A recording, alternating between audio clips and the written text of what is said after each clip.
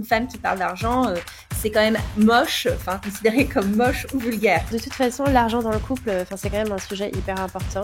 Faut savoir que moi, chez toutes les personnes que j'accompagne, c'est le sujet numéro 1 de dispute au sein du couple. Si un jour, je suis en train de me dire, tiens, je vais faire de l'invest locatif, et puis le lendemain, je me dis, non, mais en fait, je veux ma RP, enfin ma résidence principale, et je vais l'acheter ici, je veux une maison de campagne.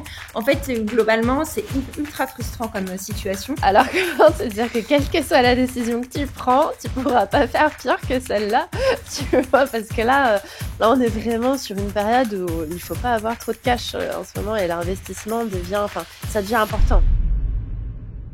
Bonjour à tous et bienvenue à nouveau sur cette chaîne. Aujourd'hui, je suis super contente puisque je vais accueillir Hélène Gerby de Femka et on va avoir l'occasion du coup de discuter de son propre parcours entrepreneurial et d'aborder énormément de sujets à la fois auxquels elle a dû faire face pendant sa propre aventure entrepreneuriale et puis possiblement des sujets aussi sur lesquels elle est amenée à discuter dans le cadre de son activité avec peut-être d'autres entrepreneurs, mais pas que, puisque tu n'es pas en contact que avec des entrepreneurs dans le cadre de Femka.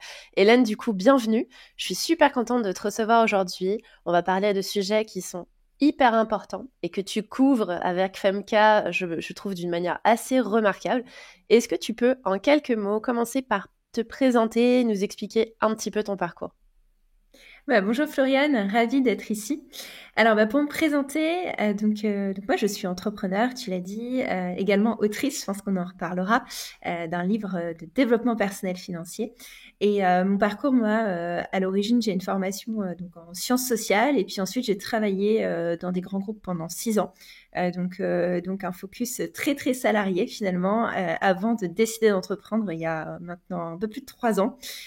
Voilà, et pour plein de raisons, notamment des constats personnels, et là aussi je pense qu'on reviendra dessus, j'ai eu envie d'aller plus loin sur le sujet de l'investissement, et notamment de l'investissement qui s'adresse aux femmes, et c'est sur cette expérience personnelle qu'est née l'idée de Femka. Et donc voilà, aujourd'hui on est 2 associés, voilà, et Femka se développe bien, et avec toujours cette mission au centre de démocratiser l'investissement pour les femmes, voilà, dans les grandes lignes. Super, très clair. Alors, j'ai une première question, du coup. Pourquoi le nom Femka? Je t'ai jamais posé la question et je suis très curieuse, en fait, d'avoir le dessous de cette histoire. Oui, c'est vrai. Alors, c'est marrant parce qu'on me pose plus trop la question. Au début, on me posait énormément la question. Alors, Femke, en fait, c'est assez simple, hein. C'est la contraction de femme et capital. Et en fait, si tu veux, derrière, il y a ce sujet que moi, au tout début de Femke, j'avais fait ce constat que finalement, quand on parlait d'inégalité économique femmes-hommes, on avait toujours un focus, en tout cas en France, très centré sur les inégalités salariales. Et en fait, là, on est sur un sujet qui est plus large. En fait, l'idée, c'est de mettre un coup de projecteur sur la notion de capital, puisqu'en fait, c'est là que se nichent les vraies inégalités de richesse. Donc, femmes et capital, c'est comment les femmes peuvent prendre le pouvoir, en quelque sorte, sur leur capital. Et ça pose aussi cette question du genre du capital, qui est un vrai enjeu de société. Voilà. Ok, super clair. J'ai bien fait de poser la question parce que la réponse est très intéressante, en fait. Très bien. Alors ça, évidemment, moi, je vais aller droit au but parce qu'on va questionner vraiment le pourquoi, c'est-à-dire la jeunesse de cette entreprise. Tu parles d'inégalité d'accès au capital, qui est pour moi vraiment, je pense, le fondement, en fait, des raisons pour lesquelles tu as été amené à créer FMK. Est-ce que tu peux nous expliquer un petit peu le cheminement de réflexion et de prise de conscience qui t'a amené jusqu'à la création de cette entreprise qui est hyper singulière, en fait? Déjà, j'ai même pas connaissance qu'il y ait autre chose qui existe sur le sujet en France, de manière aussi spécialisée, aussi nichée. Et donc, du coup, forcément, je trouve ça hyper intéressant d'avoir vraiment tout ce déroulé, tout ce cheminement de réflexion qui t'a donné envie d'aller créer FMK. Mhm. Alors, en fait, ça a commencé, je pense, comme beaucoup d'histoires d'entrepreneurs, d'un constat personnel. Moi, j'ai commencé à investir à peu près quand j'ai commencé à travailler, mais un peu, on va dire, dans mon coin, parce que finalement, c'était pas un sujet, hein. J'avais déjà conscience de ce point-là. C'était pas un sujet, donc je parlais avec mes amis, alors les mecs comme et surtout les femmes. Et donc, j'ai commencé un peu par une sorte de goût du challenge, parce que je voyais autour de moi des amis, donc essentiellement là des hommes, hein, qui investissaient. Et moi, je me disais, c'est quand même dingue. J'ai des revenus qui sont proches. On était en début de carrière. Et en fait, moi, j'en fais rien. en fait, j'ai pas cette compétence-là, je ne sais pas en faire quelque chose, et je les vois tous en train d'avoir plein d'idées, en train de faire fructifier tout ça. J'avais clairement l'impression de louper un train en marche. Donc, c'est d'abord parti de cette frustration-là. Et en fait, j'avais aussi un peu cette idée que moi, je suis à la base plutôt une littéraire, et donc du coup, j'avais l'impression que c'était un monde qui était à l'opposé de mes compétences, de mes connaissances, et donc c'était pour moi une espèce de boîte noire, littéralement. Donc voilà, je me disais, mais en fait, comment ça marche ce truc-là? Et en plus, j'ai pas eu d'éducation financière de la part de mes parents, mais ça, c'est le cas de malheureusement d'une grande majorité de Français et de Françaises aujourd'hui. Donc il y a eu ce constat personnel, et puis donc j'ai eu envie un peu par esprit rebelle en quelque sorte de creuser le sujet et de le maîtriser et de me prouver quelque chose à moi-même. Et donc j'ai commencé marché financier, ensuite je suis allée sur l'immobilier, donc j'ai fait ensuite pas mal d'immobilier locatif. Et donc ce cheminement, je l'ai, comme je te le disais tout à l'heure, eu un peu seul. Et puis il y a 4-5 ans à peu près, j'ai rejoint plusieurs réseaux de femmes. Alors à la base, c'était essentiellement parce que j'avais des enjeux de carrière. J'avais l'impression que ma carrière était un peu en stagnation. Je sentais qu'il y avait des codes, des choses que je ne maîtrisais pas. Et en rejoignant ces réseaux-là, j'ai fait ce constat que le grand absent des conversations, c'était vraiment le sujet financier. Je me disais, c'est quand même dingue, il y a des confs tout le temps, des événements tout le temps, on parle de 1000 sujets, mais depuis que je suis dans ces écosystèmes-là, on ne m'a jamais parlé d'argent. Et et en fait, de fil en aiguille, en regardant aussi un peu ce qui se fait à l'étranger, hein, c'est toujours aussi une manière quand même d'ouvrir un peu ses horizons. Je me suis rendu compte que aux États-Unis ou dans des pays avec des cultures anglo-saxonnes, ou en tout cas une approche de l'argent qui est extrêmement différente d'un point de vue culturel, ces sujets-là étaient beaucoup plus traités. Il existait des communautés très actives de femmes qui parlaient d'argent, qui investissaient, etc. Et en fait, voilà, je me suis dit, parfois je raconte sur le ton de la blague, mais je me suis dit, bon, bah ça existait, enfin c'est sorti il y a 5-10 ans aux US. En France, on a 5-10 ans de retard. Bon, on doit être à peu près au bon moment sur ce sujet-là. Et en fait, je me suis dit, il y a rien. Il y avait littéralement vraiment rien. Donc, bon, dans ce cas-là, on peut se dire, bon, c'est peut-être parce qu'il n'y a pas de marché, en quelque sorte. Mais mon intuition, c'était qu'il y avait quand même sûrement un vrai sujet de fond. Et donc voilà comment ça a commencé. Puis après, j'ai commencé tout simplement avec une communauté. Hein. J'ai commencé sur Instagram, j'ai pris un parti pris, j'ai échangé avec beaucoup de femmes, aller vraiment cerner s'il existait vraiment un problème, comme on dit en entrepreneuriat, qui soit dur, hein, qui soit un vrai problème sur lequel je puisse apporter de la valeur. Voilà. Waouh, ok, ouais. Sacrée histoire. Ah, je savais pas que tu avais commencé sur Instagram au niveau de Ouais. la communauté, du coup. Et t'es allée sur LinkedIn combien de temps après? Alors assez tard en fait, Ah. j'ai pas eu la clairvoyance de penser à LinkedIn dès le départ. En fait, j'ai pensé à Instagram tout simplement au départ parce que ça me semblait assez contre-intuitif. Alors aujourd'hui, hein, ça l'est plus parce que il y a beaucoup de comptes de finance qui sont sur Instagram, mais il y a 3-4 ans, Instagram c'était quand même très, ben voilà, tu penses tout de suite à des univers très lifestyle, beauté, mode, etc. Et la finance. Bon, il y avait un côté très corporate et du coup, tu t'imagines pas ça sur Instagram. Et justement, moi, j'avais envie de ramener des codes, notamment des codes esthétiques, des manières de parler du sujet qui soient différentes, parce que j'avais cette conviction qu'il fallait réenchanter ce sujet-là. Donc, Instagram, c'était un vrai parti pris de dire, en fait, on peut aller parler de ce sujet-là dans un autre écosystème qui soit pas morne, austère ou entre guillemets, enfin, blasant au bout de quelques minutes. Tu vois. Ouais, la boîte Donc noire, voilà. la fameuse dont tu parlais. Voilà, donc ramener un peu de peps, un peu d'envie, un peu de couleur, réenchanter en tout cas ce truc-là. Et aussi, on en reparlera après, c'est très lié à notre livre, mais j'ai vu aussi cette conviction qu'en fait, les finances perso, c'est pas qu'un sujet de finance, c'est un sujet de développement personnel beaucoup plus global. Donc, je trouvais que ça avait du sens d'en parler sur ce type de plateforme. Ouais, complètement. Non, mais c'est clair. Et en fait, je trouve ça très, très pertinent d'avoir commencé par Instagram, justement, qui est assez accessible, justement, pour aller Ouais. vraiment mettre le pied sur le côté dev perso et puis aller creuser après, petit à petit, un peu plus vers le concret. Donc, on parle du livre, effectivement, le voici, le livre, je vais le mettre à l'écran. Donc, c'est Développer vos super pouvoirs financiers. C'est un livre, du coup, que tu as coécrit avec son associé Melvin Duvaux.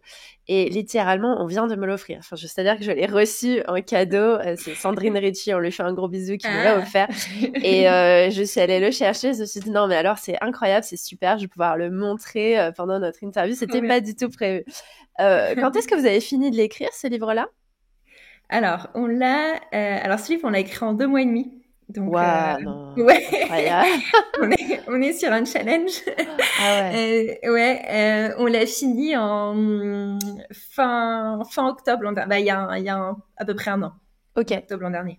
Ouais. Ok. Ah ouais, donc c'est bientôt l'anniversaire du livre, Ouais. quoi. Super.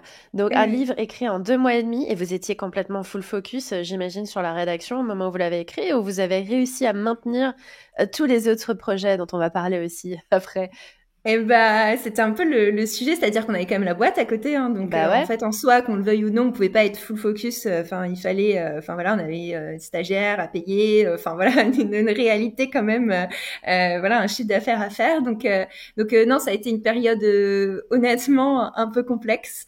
Mhm. L'an dernier, c'était une année très très très intense, mais après voilà, c'est aussi une opportunité personnelle. Enfin, je veux dire en termes de développement, bah, justement personnel aussi, et puis pouvoir quelque part coucher des idées aussi sur papier, enfin sur des choses, parce que ce livre, c'est à la fois c'est très pratico-pratique. Enfin, tu le verras quand il ouvrira. Donc c'est à la fois d'abord, la première volonté, c'est de faire un guide pratique de finances personnelles, mais c'est aussi quand même une expression aussi de notre vision, tu vois, de cette dimension de la place que devraient avoir les finances personnelles, l'approche que l'on envisage et cette notion d'approche plus inclusive des finances personnelles. Donc c'était aussi l'opportunité, moi j'aime bien dire, c'est aussi un manifeste quelque part, tu vois. Ouais, carrément. Oh, ça me donne trop hâte de les lire du coup. Il y a un teasing. Ouais, ouais, super, super teasing. En vrai, j'ai hâte. J'ai commencé à le parcourir. Déjà, c'est propre. Le sommaire est super bien fait. Bravo pour ça. Ça a l'air d'être vraiment du, Merci. du très beau boulot. C'est encore plus impressionnant si tu me dis que vous avez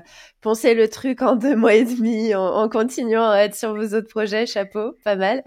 Est-ce que tu peux nous expliquer du coup, ah bah alors finalement le fond de l'activité de Femka, en quoi ça Mm. consiste? Qu'est-ce que vous proposez exactement du coup pour commencer à évangéliser un peu la culture financière auprès des femmes qui n'ont pratiquement aucune culture financière et qui partent plus ou moins de loin quand même de ce que je comprends. Mm. Alors, bah, donc comme je te le disais, notre mission, c'est de démocratiser l'investissement, le rendre accessible à plus de femmes et donc globalement réduire ce qu'on va appeler le gender investing gap, donc cette inégalité d'accès à ces sujets-là. Euh, Globalement, on aurait pu choisir beaucoup d'axes différents parce que c'est un sujet enfin, il y a de multiples causes à ces inégalités d'accès à l'investissement. Mais nous, on pense que l'axe de la connaissance, de développer de la connaissance financière, c'est probablement un des meilleurs leviers pour rendre l'accès à l'investissement plus évident. Parce qu'en fait, parmi tous les freins, en ayant parlé avec plus d'une centaine de femmes, on s'est rendu compte que généralement, il y avait quand même un sujet sur la connaissance, mais la connaissance aussi, pas seulement technique, tu vois, il y a aussi, moi j'aime bien parler des soft skills de l'investissement, c'est-à-dire se sentir légitime aussi à aller sur ces sujets-là. Donc nous, Mmh. c'est vraiment ce sur quoi on travaille. Aujourd'hui, on a à la fois toute une partie, un volet qui est complètement gratuit, c'est-à-dire que c'est toute un peu notre mission, vraiment de sensibilisation. Donc on fait énormément de webinars, on a une newsletter qui permet vraiment de mettre un premier pied à l'étrier en quelque sorte, pardon.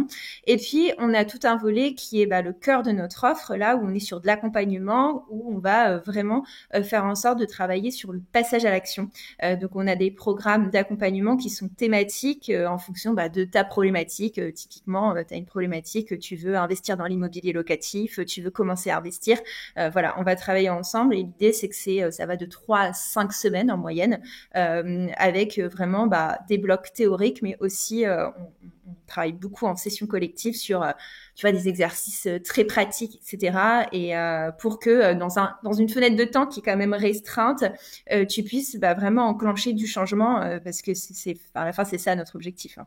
Super. Bon, alors j'ai trop de questions à te poser pour en Ouais. savoir plus. Ma première question, c'est quels sont les freins principaux que tu rencontres? C'est-à-dire, quand vraiment il s'agit de passer à l'action, qu'est-ce que tu observes comme difficulté chez tes clientes?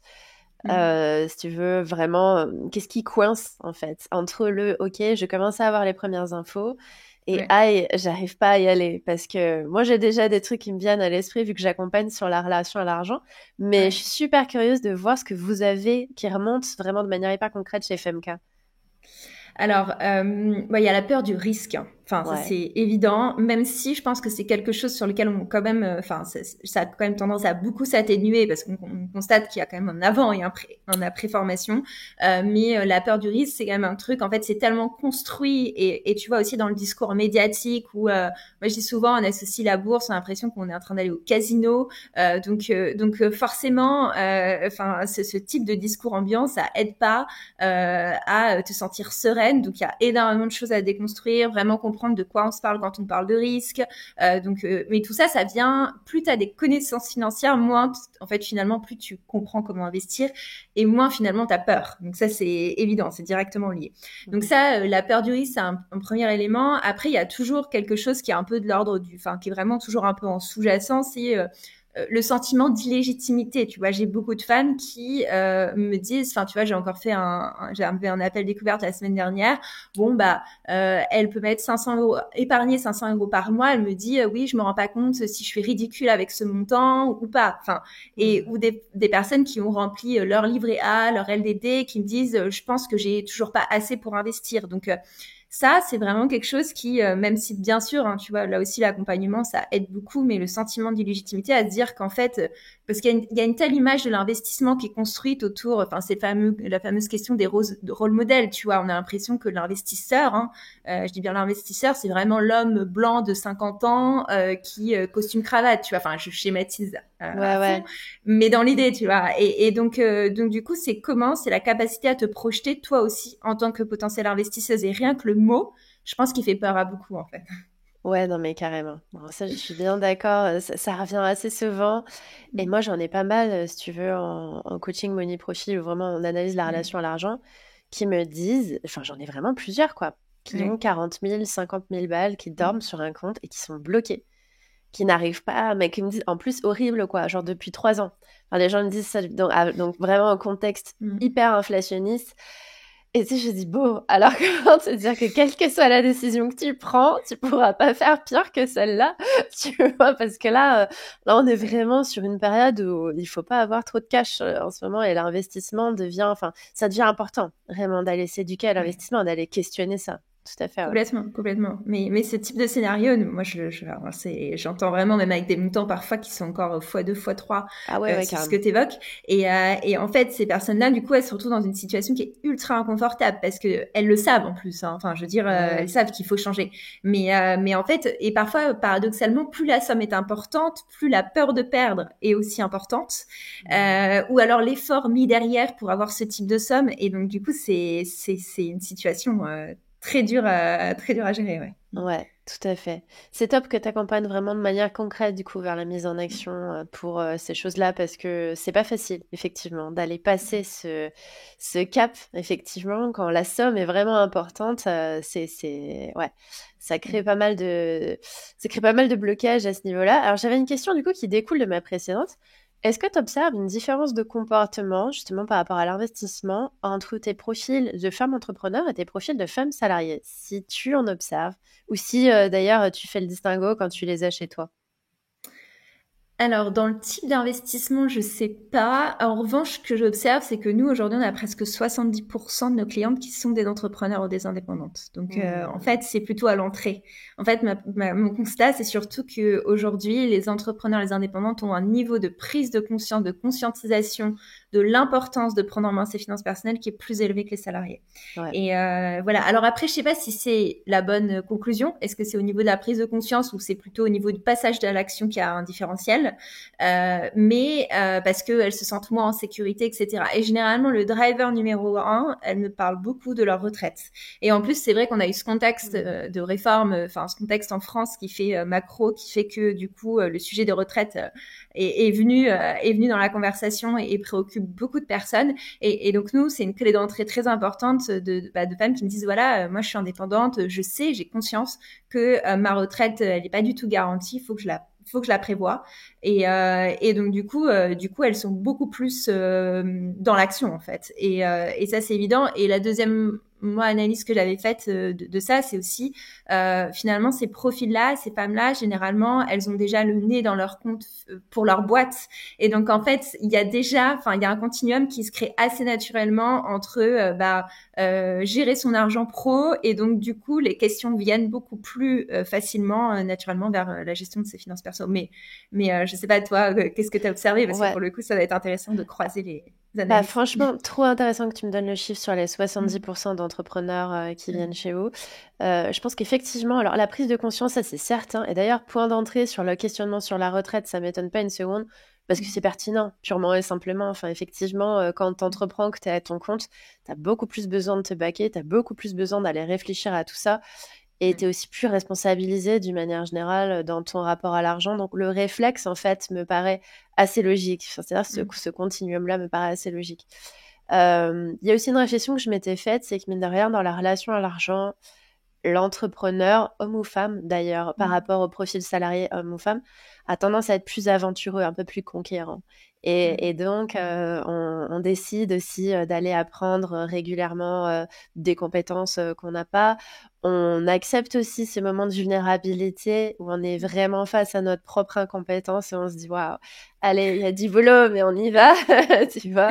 Et aller se confronter à ça, en fait, je pense que c'est plus facile pour quelqu'un qui a déjà mis un pied dedans en étant entrepreneur que pour quelqu'un qui est encore salarié.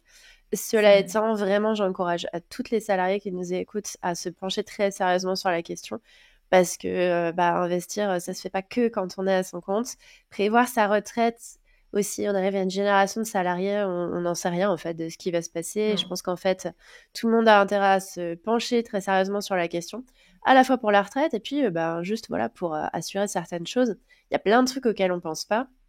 Mais moi, il y a pas longtemps, j'ai vécu un événement de vie que plein de personnes de ma génération vont vivre, c'est de devoir vraiment gérer les vieux jours de ma grand-mère qui est en train de devenir 100% dépendante. Et le stade de la dépendance, en fait, chez nos aînés, c'est un truc qu'on prend pas du tout en compte, nous, pour calculer notre propre retraite. Sauf que quand tu peux vraiment plus t'occuper de quelqu'un qui est dangereux, qui est dangereux pour lui-même, qui est dangereux pour les autres, et que là, il faut vraiment une compétence professionnelle pour aller gérer ça, c'est pas un petit budget à sortir chaque mois. C'est 4 000, 5 000 euros si tu veux une prise en charge de qualité pour certains EHPAD, en fait. Et je peux t'assurer qu'il n'y a pas beaucoup de gens, en fait, qui sont capables de suivre. Donc, on va arriver quand même vers toute une prise en charge de nos aînés qui vivent de plus en plus vieux, qui ont des pathologies qu'on n'avait pas il y a quelques années et qui demandent des investissements qu'on n'avait pas besoin de faire il y a quelques années, enfin des dépenses en tout cas, qui s'ajoutent en fait à tout ce qu'on n'avait pas forcément prévu. Moi, ça s'ajoute en fait à la constitution de ta propre retraite. Faut aussi penser en fait à comment je vais gérer le vieillissement de mes aînés, parce que ce sera à moi de le faire au moment où on en sera là, et c'est des questions qui demandent de la marge de manœuvre en fait par rapport au fait d'aller juste couvrir tes propres frais personnels. Bien sûr. Et en plus, là où je te rejoins, c'est que réfléchir à tout ça et même préparer sa retraite, ça apporte, moi je parle beaucoup de la question du bien-être financier. Et en fait, beaucoup de personnes sont dans une situation de stress, en tout cas d'anxiété financière, mais sans même vraiment s'en rendre compte parce que c'est diffus, c'est toujours présent. Exactement. Et en fait, penser son avenir financier, avoir le sentiment de le préparer. Après, bien sûr, tu auras des aléas de vie, des choses que tu n'auras pas forcément anticipées, mais au moins tu as fait le maximum. Ça apporte un vrai confort financier. C'est comme avoir une épargne de précaution. Ce sont des choses où, honnêtement, à partir du moment où on arrête de faire l'autruche et qu'on le regarde en face, c'est difficile sur le moment, mais on y gagne fondamentalement sur le temps. Totalement. Est-ce que toi, tu as fait beaucoup de chemin par rapport à ton anxiété financière? Est-ce que tu as eu un chemin personnel par rapport à ta propre anxiété financière? Ah oui.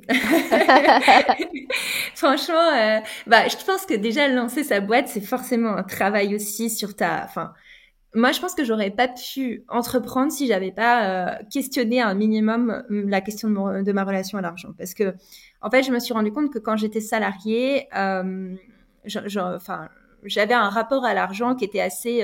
moi, je parle beaucoup de consommation compensatoire. En fait, mon argent, c'était un peu...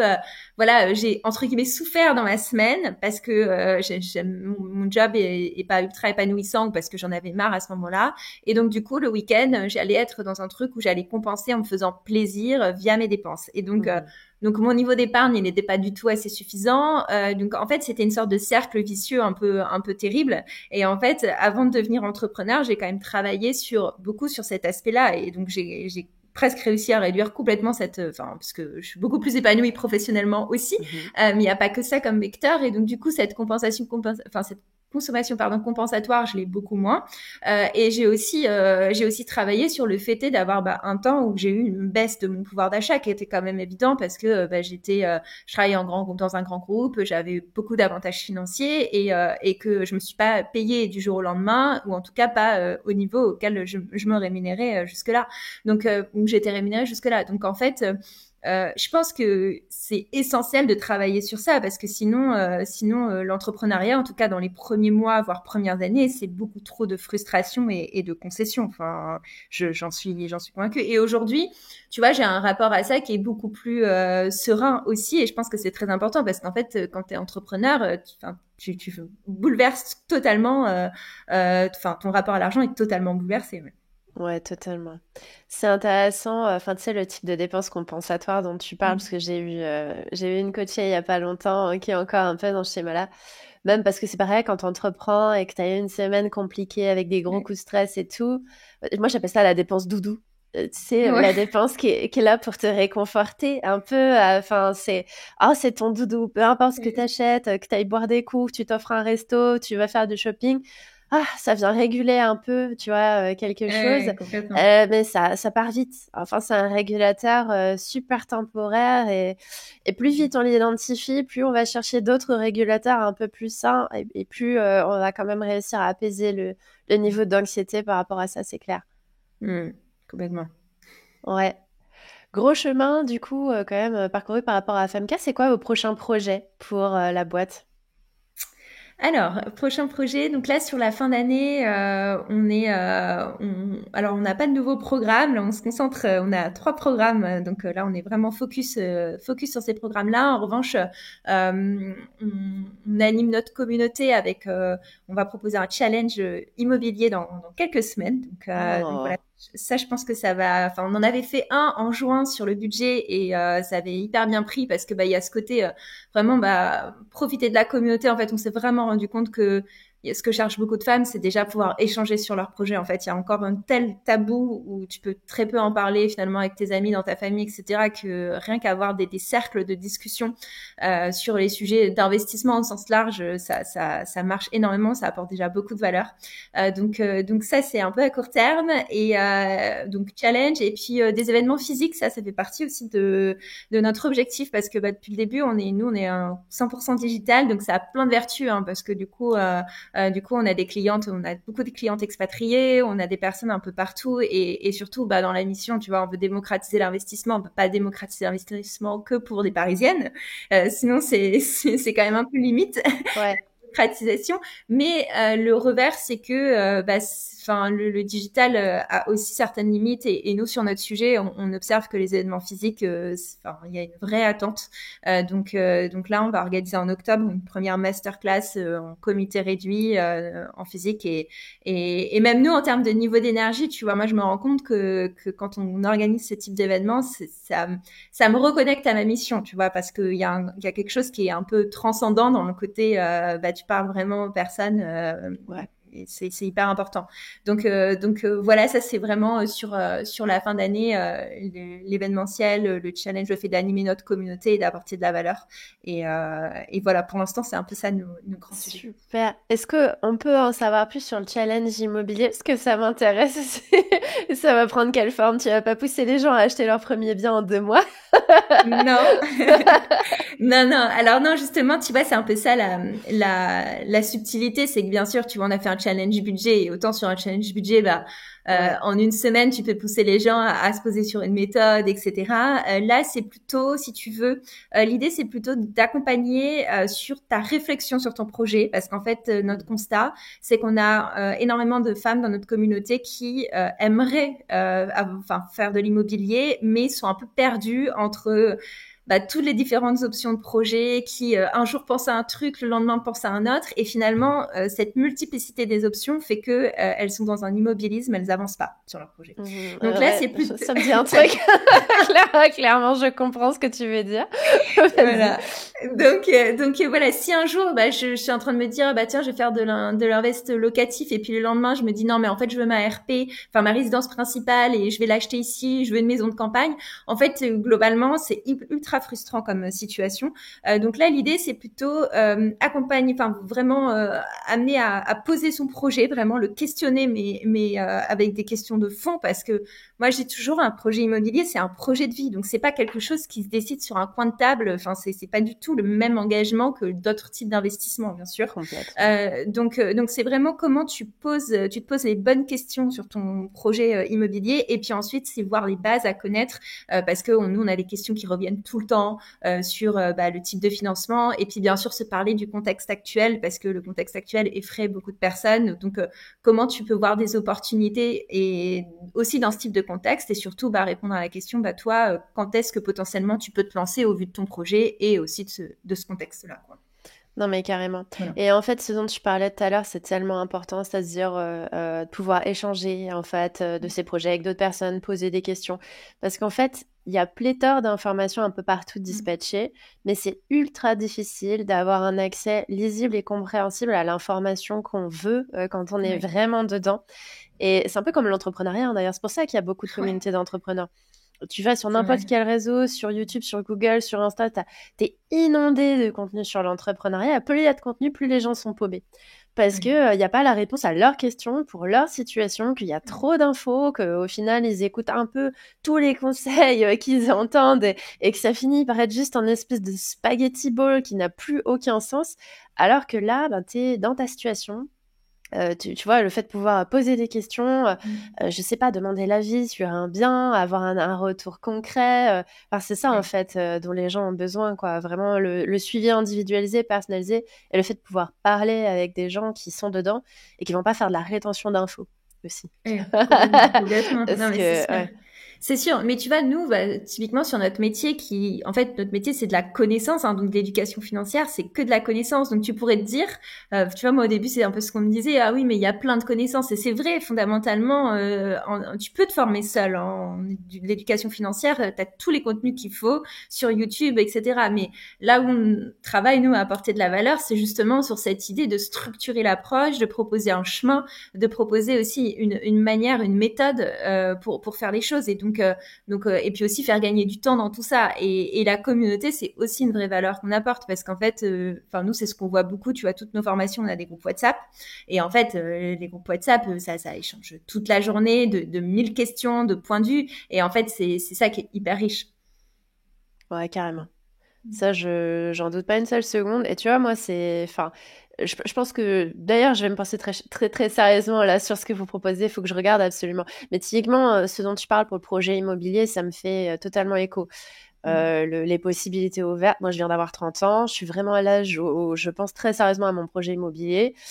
Mais je suis une expatriée. Je suis pas, comment dire, je suis pas hyper fixée sur l'endroit où j'ai envie de vivre. Donc déjà, il faut se set un peu là-dessus. Et tant que toutes les portes sont ouvertes, mon projet il est en stand-by.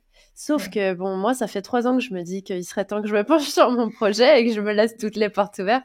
Et à un moment, voilà, ça fait partie des sujets où si tu te mets pas la tête dedans en te disant allez, je réfléchis très sérieusement à ce que je veux faire et puis je me lance, et c'est vraiment choose a way, peu importe laquelle, il sera toujours temps après effectivement de changer un petit peu de direction si c'est pas exactement la bonne, mais au moins de se pencher sérieusement sur le sujet, quoi, c'est clair.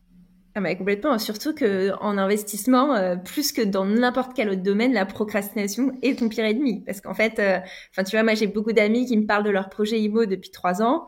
Bon entre ces 3 années, les taux ont énormément augmenté, et voilà, le fait d'attendre, ça a un coût. Alors après, ça veut pas dire, il y a aussi, faut pas confondre enfin, vitesse et précipitation, hein, ça c'est hyper Ouais, tout important. à fait, bien sûr. Voilà, enfin, il faut pas faire les choses pour faire les choses dans une espèce de rapidité qui n'a pas de sens. Mais en revanche, c'est évident que chaque jour qui passe, c'est du temps en moins pour engranger cette fameuse boule de neige des intérêts composés. Et dans l'investissement, c'est une réalité. Ouais, ouais, totalement. Totalement. Il y a une question sur laquelle je suis hyper curieuse d'avoir votre avis. J'ai vu sur la quatrième de couve que vous abordez le sujet des cryptos. Ah, moi, je suis une crypto-investisseuse depuis super longtemps. Je me demandais quelle était la position de Femka par rapport à ça. Mm. Est-ce que vous mettez un petit peu le pied dedans? Est-ce que vous êtes à fond dans la vigilance? Comment vous vous positionnez par rapport aux cryptos? Ouais.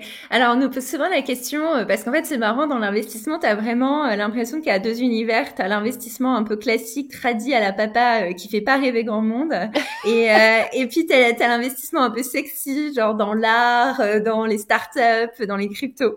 Ouais, Et donc forcément, tu vois, ça donne plus envie. Mais nous, en fait, aujourd'hui, on a une approche qui est, en fait, notre audience, notre public sont essentiellement des personnes qui débutent dans l'investissement. C'est quand même ça la réalité. Et donc, aujourd'hui, nous, on est plutôt sur travailler sur les fondamentaux. C'est-à-dire que dans nos parcours de formation, on va quand même beaucoup plus, voilà, on a des parcours qui sont dédiés à l'immobilier, on va parler des marchés financiers. Et après, pour la culture financière, on l'évoque, mais c'est plus comme une ouverture parce qu'il y a toujours, tu sais, cette idée de la pyramide de l'investissement où vraiment, là, tu es quand même sur des types d'investissements qui sont en haut. Forcément, aujourd'hui, nous, on n'a pas de module dédié ou de programme qui est dédié. En revanche, ça fait partie des choses qu'on aimerait évoquer justement dans les prochaines semaines ou prochains mois, parce qu'on se rend compte qu'il y a énormément de questions et que ça intéresse. Donc, on aimerait faire quelque chose sur l'investissement dans l'art, etc., parce que ça relève de la culture financière. Donc, c'est ouais. intéressant aussi d'en parler et c'est important en fait de maîtriser aussi. Voilà. Donc, si tu veux, c'est pas qu'on fait une croix dessus, c'est plus que pragmatiquement, aujourd'hui, on évolue aussi avec notre communauté, tu vois, en fonction de Ouais. leur questionnement à eux, à elles, tu vois. Ouais, ouais, tout à fait. Vrai, parce que Femka, ça date. Quand est-ce que vous avez démarré en 2020, c'est ça? 2021. 2021. Et Ouais. ouais, donc là, les premières arrivantes, ça fait à peu près 2 ans qu'elles sont là. Et Ouais. effectivement, au tout début, les cryptos, c'est pas non plus le premier Non. truc vers lequel tu te lances, surtout pour quelqu'un qui a très peu de culture financière. Et c'est risqué de commencer par ça. Je trouve que c'est pas nécessairement une bonne idée pour s'acclimater, pardon, à son profil de risque, pour vraiment Mm. mettre un pied dedans, pour vraiment calmer le rapport émotionnel à l'argent aussi. Parce que, Complètement. enfin, pour être dedans depuis un moment, il n'y a pas plus il y a pas plus générateur d'émotions comme C'est vrai. marché que la crypto. Vraiment, c'est pour ça d'ailleurs que j'aimerais bien un truc un peu plus doux et réfléchir à des projets IMO, tu vois, un peu plus long terme, un peu plus Ouais. stable pour le cœur, tu vois. Non, non, mais bien sûr, bien sûr. Non, et puis tu le disais, tu vois, la notion de risque, elle est quand même importante. C'est-à-dire que nous, il y a aussi derrière une notion de responsabilité quand même, tu vois, dans la manière. Bien sûr, nous, on fait que de l'éducation financière, donc on n'a pas de verticale de conseil. Hein, donc Ouais, là-dessus, on n'a pas d'impact concrètement sur le portefeuille de nos clientes. Mais il y a quand même cette idée de faire les choses dans l'ordre hein, quand même. Et mhm. donc aujourd'hui, quand l'immense majorité de notre audience n'a pas ce qu'on va appeler des fondamentaux, même si ce serait plus sexy d'aller parler, je sais pas, de l'art, des startups, tu vois, moi, j'adore Ouais, l'investissement ouais. des startups, je trouve ça passionnant. Ça donne plus, enfin, c'est plus sexy, mais c'est pas la base. Donc, Ouais, tout à fait, tout à mm, fait. Et puis, ouais, ouais, non, mais complètement. Bah, surtout, si tu veux, si t'as des personnes qui te disent, voilà, je mets 500 euros de côté par mois, mm. je me sens ridicule pour investir. Enfin, tu vois, on y va doucement et on commence, j'imagine. D'ailleurs, par quoi tu fais commencer, en fait, les premières personnes qui ont des petits budgets? Alors là, très, Ouais, très bonne question. Vers quoi tu ouais. les orienterais un peu plus quand on commence à avoir des petits budgets qu'on met de côté un petit peu tous les mois, quelques Ouais. centaines d'euros seulement? Quel serait le Mm. top départ pour toi pour mettre un pied dedans? Ouais. Alors nous, la première vraie étape, c'est quand même d'avoir une épargne de précaution. Ça, enfin, c'est quand même vraiment le point fondamental. Et tu vois, même en entretien, on a beaucoup d'appels découvertes avant qu'elles fassent les parcours de formation. On le leur dit, c'est-à-dire que quelqu'un qui vient nous voir en nous disant, une fois que j'ai pris la formation, j'ai zéro épargne.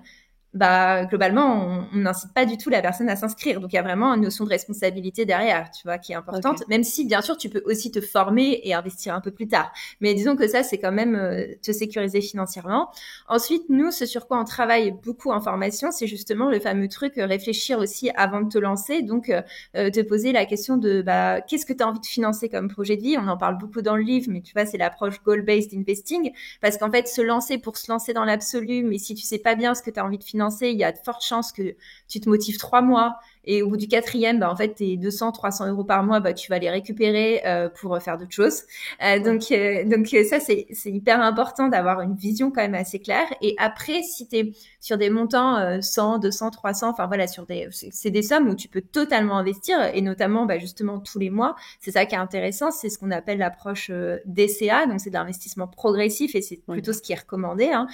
Et bien là, tu as quand même plein de choses qui s'ouvrent à toi, tu as de l'assurance vie, tu as vers les marchés financiers, tu peux investir, enfin, tu as des options et même sur de l'immobilier parce que tu n'as pas que l'immobilier physique. Concrètement, tu peux aussi investir dans l'immobilier d'autres manières. Donc en vérité, tu as quand même pas mal d'options. Tu as des choses aussi qui sont un peu plus dites exotiques et un peu plus risquées, par exemple du crowd equity, etc. Mais déjà sur les basiques, tu peux déjà commencer à faire des choses qui sont, enfin, 100 euros tous les mois pendant 20 ans, 30 ans, 40 ans, c'est comme ça que tu construis ta sécurité financière de demain. Donc, tu sais, bah, toutes les plateformes aujourd'hui, on a cette chance quand même d'avoir une forme de démocratisation de l'investissement via des systèmes de financement participatif type crowdfunding. Et donc Mm. aujourd'hui, tu peux prendre des parts dans les sociétés. Donc là, ça veut dire qu'on rentre dans du crowd equity. Et donc typiquement, on a des plateformes, des LITA, des choses comme ça. Donc voilà, donc ça c'est quand même intéressant parce que avant tout ce qui était rentrer au capital de boîtes et faire d'investissement dans des startups, c'était extrêmement élitiste en fait, hein, parce qu'il fallait, Ouais. enfin c'était des tickets tout de suite très importants. Ça l'est toujours un peu, mais beaucoup moins. Mais totalement. Mais voilà, en fait, c'est ça qui est super précieux dans ce que vous proposez, c'est que au moins il y a connaissance du point d'entrée. Tu vois, enfin, c'est-à-dire que c'est tellement hyper compliqué de loin quand tu te dis, ah, mais comment en fait, comment je fais pour investir dans une startup concrètement? Qui je contacte? Il faut aller où? Sur quel site? Tu vois, quand tu pars vraiment de zéro, la montagne semble énorme à gravir, Ouais, alors qu'il suffit juste d'avoir une ou deux informations au bon moment en face de tes questions qui sont ultra bien précises sûr. pour te faire gagner des heures et des heures, puis pour te donner le courage en fait de passer à l'action. Parce que quand t'as quelqu'un en face qui te dit non mais ça va, c'est pas si compliqué, en fait tu vas voir, tu vas y arriver, c'est pas la même chose que quand tu écumes Google et que tu tombes sur des articles de 10 000 mots pour t'expliquer des trucs super compliqués dans un langage qui est volontairement inaccessible. Parce que, en fait, mine de rien, on a quand même l'impression que c'est un peu de ça dont il s'agit et que Oui. l'inaccessibilité au capital, elle est savamment entretenue, en fait. Oui, complètement, complètement. Ouais. Et puis tu vois ce que tu dis, je trouve que c'est hyper important parce qu'en fait, tu vois, même nous, je vois les femmes qui rejoignent nos accompagnements, je pense que la première étape, en fait, c'est rien que de faire ça, c'est un message que tu envoies à toi-même de l'ordre de ça y est, je suis prête à prendre du temps pour mes finances personnelles, donc du temps pour moi. J'investis sur moi, enfin, je sais qu'on en avait pas mal parlé de ça dans un de nos derniers échanges, le fait d'investir sur soi, et je pense que et en fait, déjà, rien que de faire ça, ça te met dans une disposition mentale qui fait Ouais. que tu te dis ok maintenant j'ai plus le choix, il faut que j'y aille et t'as en plus bah, d'autres personnes autour de toi, d'autres femmes qui investissent, bah forcément t'as une émulation. Donc c'est aussi ça la grande différence versus aller chercher sur Google toute seule dans ton coin. Enfin c'est quand même là où bah, ça crée des trajectoires de passage à l'action qui sont radicalement différentes. Et sur ton deuxième point sur le fait de complexifier, moi je dis toujours les finances personnelles, c'est des concepts simples expliqués avec des mots complexes. Enfin, c'est vraiment le drame du truc. Et c'est pour ça enfin, tu liras dans notre livre, franchement, je pense qu'on utilise. Alors, enfin, il y a le bon niveau de jargon, c'est-à-dire que ces mots-là, il faut aussi les maîtriser, bien sûr, pour pouvoir toi-même investir. Mais en fait, je vois pas l'intérêt de venir mettre du jargon pour mettre du jargon. Et donc, nous, dans toute notre manière de nous exprimer, nos ateliers, enfin peu importe les formats, c'est vraiment quelque chose qu'on évite. Et c'est aussi Mhm. notre chance d'être des non-financiers à la base. Ouais. Ça, c'est vrai que du coup, ça rend le langage beaucoup plus accessible parce que t'es suffisamment proche quand même, Ouais. effectivement, des gens à qui tu t'adresses. Je suis bien d'accord. Ouais. Ça facilite beaucoup les choses, Ah carrément. bah, complètement, ouais. Ouais, ouais. Bon, bah écoute, c'est quand même un très très beau projet. Je suis tombée sur un de tes posts il y a très peu longtemps. Je me demande si c'était pas hier soir, où tu partageais une stat qui m'a vachement, vachement étonnée sur l'inégalité aussi des ressources entre un homme et une femme après une séparation. Ouais. Alors, je sais plus comment tu l'as formulé, mais est-ce que tu peux nous parler un petit peu de ça, de ce qui se passe en fait, alors justement quand l'homme et la femme se séparent, parce que on voit de plus en plus, et surtout sur Instagram et TikTok, des discours ultra culpabilisateurs envers la femme, un peu comme Mm. si l'homme était maintenant devenu vraiment la victime, la nouvelle victime, hein. C'est-à-dire que l'homme il travaille dur et puis tout simplement c'est la femme qui prend l'initiative du divorce et puis la femme elle va lui demander sa pension alimentaire et elle s'en sort super bien. Et du coup, voir en fait que tu partages des chiffres de l'INSEE, source à Mm. l'appui, et qui prouvent qu'il se passe plutôt l'inverse en fait dans la tendance, je trouve ça intéressant. Donc Mm. voilà, j'aimerais qu'on s'attarde un petit peu là-dessus pour aller prolonger l'échange. Est-ce que tu peux nous parler de ce sujet-là? Ouais, ouais, ouais. Bah alors tu vois ce que tu évoques, enfin ça m'étonne pas sur cette, enfin trend. Le fait est que sur TikTok ou Instagram, on est un peu cette vision-là. C'est toujours ce fameux discours hein, sur les femmes mentes religieuses entre guillemets, hein, cette diabolisation des femmes qui parlent d'argent. Enfin, on est quand même encore en 2023 sur un format à deux poids deux mesures. Hein. Une femme qui parle d'argent, c'est quand même moche, enfin considéré comme moche ou vulgaire. Mhm. Donc du coup, c'est quand même un gros sujet parce que ça nous fait un frein sur dans plein de domaines. Un frein, moi je le vois, hein, même pour la prise de parole. Moi, je parle beaucoup d'argent sur LinkedIn, du coup, de facto, mais je sens que, enfin, c'est quelque chose qui peut en choquer certains ou certaines. Donc ça, c'est quand même un sujet. Et donc sur la séparation, bah, hier j'en parlais parce que je trouve que l'argent dans le couple, c'est un sujet. Enfin, moi, c'est un sujet qui me passionne, qui me fascine parce que en fait, tu te rends compte qu'à partir du moment où tu mets du sentiment amoureux avec ce sujet qui est censé être objectif, globalement, normalement, Mhm. de l'argent, bah, en fait, ça crée un truc absolument inédit, un peu hors de contrôle. Mhm. Et donc en fait, les chiffres que je partageais hier, oui, c'était donc des chiffres de l'INSEE, en fait, qui disaient qu'après une séparation, donc séparation, ça peut être divorce ou rupture de Pacs, il rentre pas l'union libre dedans, parce qu'en plus, les pourcentages sont assez différents. Les femmes perdent en moyenne, en termes de niveau de vie, 20% de leur niveau de vie, quand les hommes, c'est 3%. Donc, c'est intéressant parce qu'en fait, ce dont on se rend compte, c'est que souvent, il y a des arrangements qui se font au sein du couple pendant la durée de vie du couple, des arrangements financiers. Et tu vois, c'est ce que j'évoquais dans mon post, qui sont plus de l'ordre du pratico-pratique, de typiquement le 50-50. On va pas trop se prendre la tête, on s'aime, de toute façon, on compte pas, donc faisons 50-50.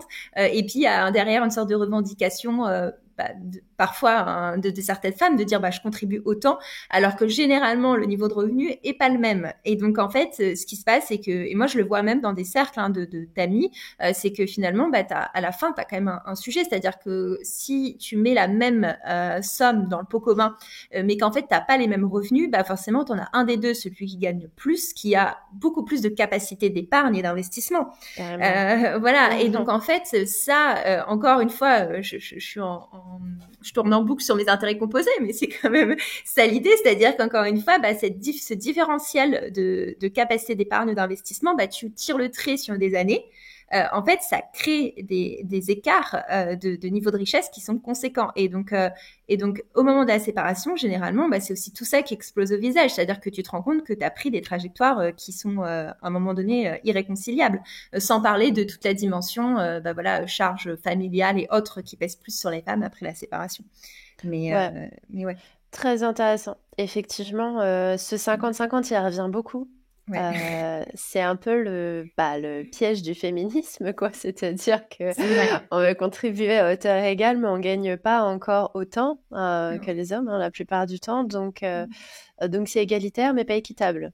Et la question, voilà, c'est de se demander si on préfère l'égalité ou l'équité. Et vaste sujet, vaste Ouais. sujet.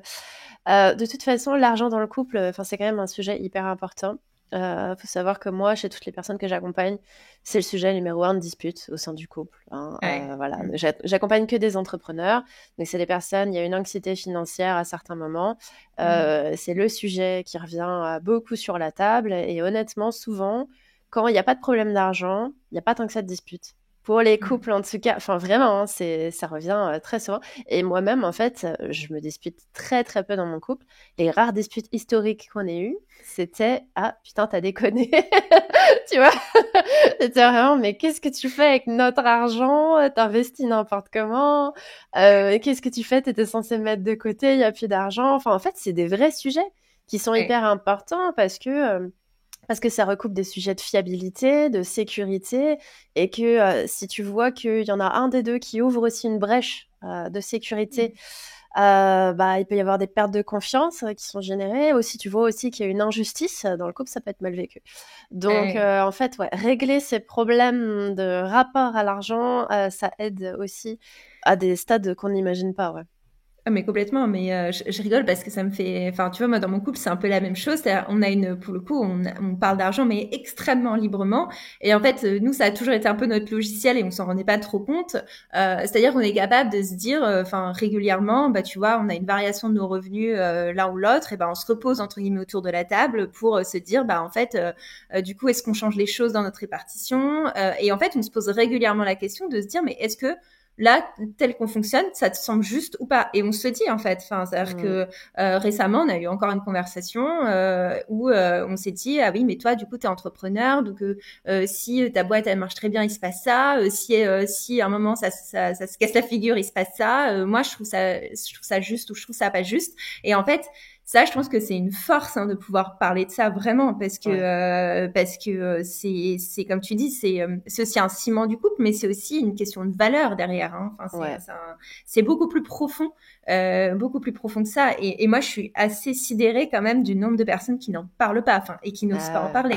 Sous le Et tapis. Mm. Ouais, ouais, et ouais. c'est et qui, tu vois, moi j'ai quand même eu régulièrement des appels. Bon alors voilà, après comme c'est enfin des partages assez perso, là je vais pas le redire, tu vois, mais je sens que pour beaucoup de femmes, c'est parfois c'est un bloqueur. Enfin, c'est un vrai bloqueur même dans leur et il y en a beaucoup qui imaginent pas non plus partir dans une trajectoire de construire un matrimoine. Enfin, moi j'aime bien parler aussi de matrimoine, pas que de patrimoine, mais un patrimoine ou un matrimoine personnel. Et donc alors que beaucoup d'hommes le font beaucoup plus naturellement. Donc ça Oui, aussi, c'est c'est vrai. important. Ouais, C'est-à-dire ouais. penser à deux, mais aussi penser à soi. Enfin, moi, je pense aussi à moi financièrement, tu vois, j'ai pas honte de le dire. Ouais, ouais, ouais, c'est vrai. Tout à fait.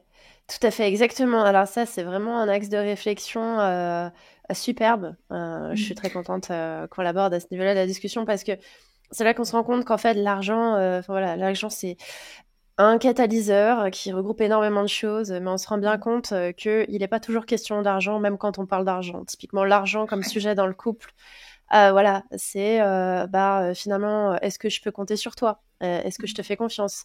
Est-ce que vraiment on fonctionne de manière juste? Est-ce que je me sens respectée dans la relation? Est-ce que je me sens écoutée par rapport à mes besoins? C'est un indicateur en fait. Il n'est Ouais, pas complètement. uniquement question d'argent quand on se met à parler d'argent dans le couple.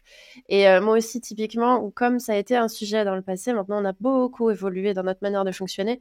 Parce que si tu mets le sujet sous le tapis en te disant oh on va quand même pas parler d'argent, on va gâcher la fête, il est question d'amour et bah non en fait il est question effectivement de valeurs, de besoins personnels, de se sentir à la fois compris et en sécurité dans la relation et dans son quotidien.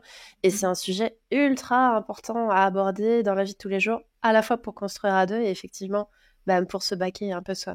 Parce qu'il y a il y a l'entité du couple, mais il y a l'entité personnelle qui continue d'exister. Complètement. Et oui, effectivement, factuellement, je l'ai beaucoup observé chez les clientes femmes. Investir un peu toute seule de son côté, c'est difficile. Même quand le couple a déjà investi de son côté, Ouais. même quand la femme commence à générer des revenus et qu'elle pourrait investir de son côté, il y a un peu ce truc du ah, mais si j'investis de mon côté, il va croire que je prépare ma sortie un peu. Enfin, tu vois, non, enfin, c'est un peu con dit comme ça, mais il y a un peu de ça.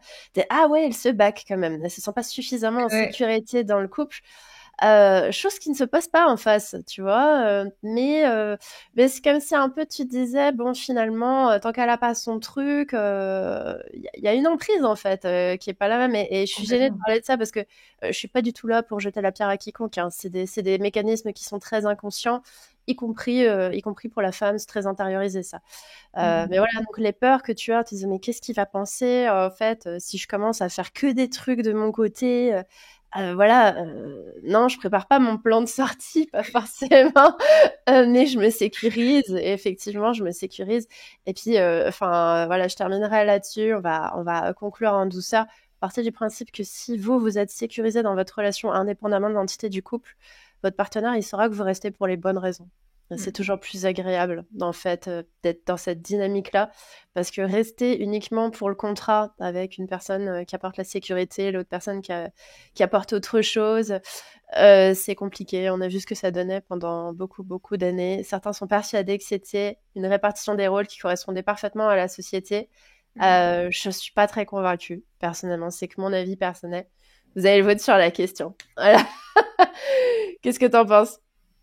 Ah ouais, non, non, mais je rejoins 100% tes conclusions et je pense que, enfin, penser à soi financièrement, c'est pas être égoïste, en fait, c'est juste, enfin, je pense que ça devrait être comme ça, enfin, et en fait, il y a quand même, je pense beaucoup d'importance à garder une forme de pragmatisme, hein, même dans la relation amoureuse. Et ton dernier point, je trouve particulièrement juste. Au moins on reste pour les bonnes raisons. Et ça veut pas dire qu'on peut pas être soutien l'un de l'autre. Enfin, je veux dire, moi j'ai toujours vu, Exactement. tu vois, le couple comme une équipe, tu vois. Je pense que ça Ouais, c'est tout à hyper fait. important Mm. et moi c'est un état d'esprit que j'aime beaucoup, tu vois, même dans mon propre couple. Mais ça veut pas dire que derrière, enfin tu vois, moi par exemple, je me suis jamais dit je monte ma boîte, mais de toute façon, si ça va pas, j'ai mon mec. Enfin, c'est un raisonnement que j'ai directement exclu. Je dois être capable de me payer. Et en fait, je me Mm. laisse pas le choix. Et ça, pour moi, c'est les conditions de mon indépendance. Et puis aussi, il y a une question d'estime de soi aussi derrière, hein, qui est importante. Donc, Tout à fait. Ouais, ouais, tout à c'est fait. plus profond que ça. Totalement. Bah écoute, c'était un échange que j'ai adoré avoir. On a balayé tellement de sujets. J'ai trop hâte de voir les réactions en commentaire. N'hésitez pas à nous dire ce que vous en avez pensé. Qu'est-ce qui se passe, vous, de votre côté, dans votre couple? Est-ce que vous avez la même vision que nous pour jouer en équipe et en même temps bien se sécuriser? Puisqu'on n'est pas égoïste en se sécurisant soi-même. Est-ce que vous êtes décidé aussi, vous, à, ben, je sais pas, enclencher la prochaine étape sur vos investissements, sur votre accès, en tout cas, à la culture financière? Moi, je vais commencer à la lecture du livre. Je pense que du coup, au moment où on va publier cette vidéo, j'aurai posté mon premier commentaire, peut-être avec certains passages surlignés. J'ai très hâte de commencer la lecture et c'est fort possible que je le dévore assez rapidement.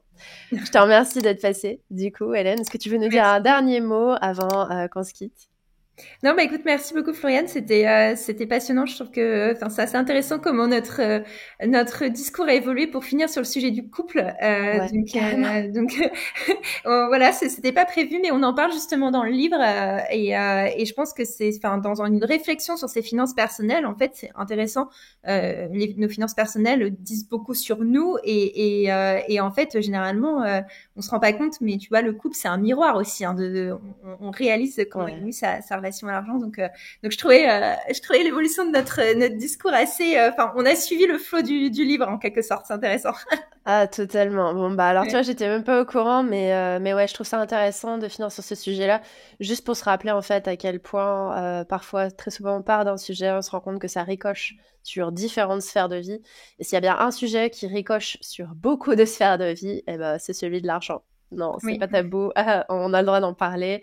Et on a le droit d'en parler sans se dire qu'on vient gâcher la fête, parce qu'on met à plat beaucoup de choses, beaucoup de besoins personnels, beaucoup de non-dits, en fait, qui sont mis à plat à partir du moment où on ose en parler. Donc voilà, oser, ce sera le dernier conseil que je donnerai aux personnes qui nous écoutent là-dessus. Je te remercie, Hélène, en tout cas, d'avoir pris le temps de l'échange. C'était vraiment super. Et puis, je te dis à très vite pour peut-être un prochain échange. Et en tout cas, à très vite pour ma propre lecture du livre, du coup. À bientôt, Floriane.